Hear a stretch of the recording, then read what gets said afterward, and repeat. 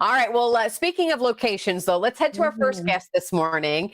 And in full disclosure, we have been trying to get her outside in the beautiful area that we tried a couple different times. She has moved inside, but we're talking about Zoo Tampa with Kara this morning. Kara, you've been so good in this new world of Zoom calls and Zoom conferences. We are so happy that there are some things that we can finally do outside. I know. Yeah, we tried our best, but alas, here I am in an office. Hey, it still works. We can still have plenty to talk with you about. First, though, before we get into how you're open, I do want to touch base on taking care of the animals and things during the pandemic, because I know I was joking with you before we started. Normally, I'm hesitant when Zoo Tampa's on the agenda because I'm like, are there going to be snakes around, or what are they bringing?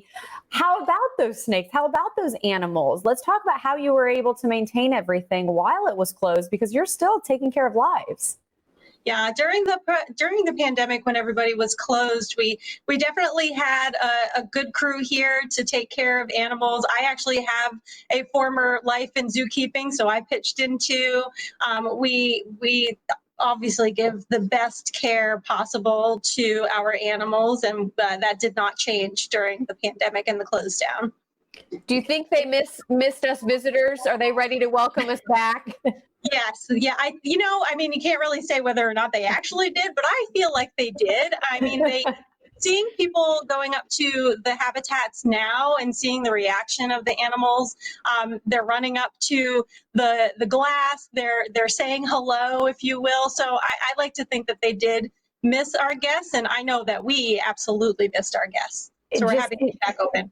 Just seeing the clip of the zebra there and the rhino, I know right where we are in the zoo when I see those shots there, and that's a favorite spot of ours. Let's talk about what's open now. How can we get back? How can we start enjoying those favorite spots that we're taking a look at now with those favorite animals? So the number one thing that you need to know is to make sure that you're going and making a reservation online prior to coming to the zoo.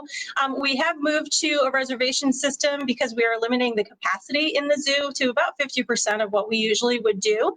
So if you go online, you can make that reservation, whether you're a member, a single day ticket holder, pay for a day. We ask that everybody makes a reservation. We are allowing people to come in if they are walk-ups, but you might not be guaranteed to actually come in. So definitely make a reservation before you get here, and be prepared for temperature checks as you come in through the door. Everyone's getting temperature checked, and we're not requiring masks, but we are asking for masks, and strongly encouraging that as well for everybody's safety, including the animals and our staff and our guests. All right. So is everything back open? Are all the exhibits opened? Are you guys having to limit? I mean, I kind of like the idea of maybe a little lesser crowd these days, because in some ways it almost feels like a VIP tour, I think. Yeah, it is. It's nice when there's not as many people crowding around. But all of our habitats are open, so you can see all the animals. We do have some barriers in place where you would normally get a little bit closer to the animals than 6 feet. So we've put up some barriers to make sure that we have that 6-foot distance in between humans and the animals. And pretty much everything is open. We do have a couple things that have to close down just out of necessity. Things like the roller coaster is not open right now. The petting zoo is not open, but you can still see it. But running everything as much as we can, and sanitizing everything in between all the people that are coming through.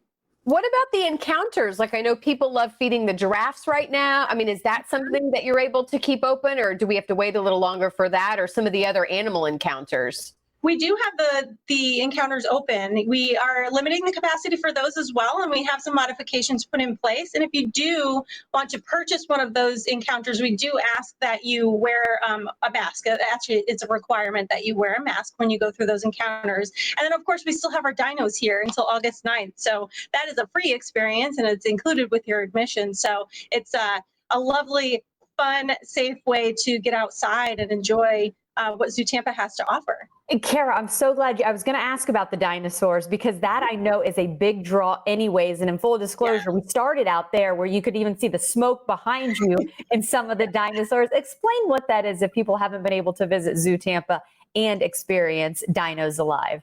Our Dinos Alive exhibit is full-size animated dinosaurs. That's amazing. They make noise, they move, and there's also some actors that will bring you along the way. There's a story that goes along with it, that you're going back in time. You go through a portal to get back in time, and then you have to portal back to the future. So it's a really amazing experience.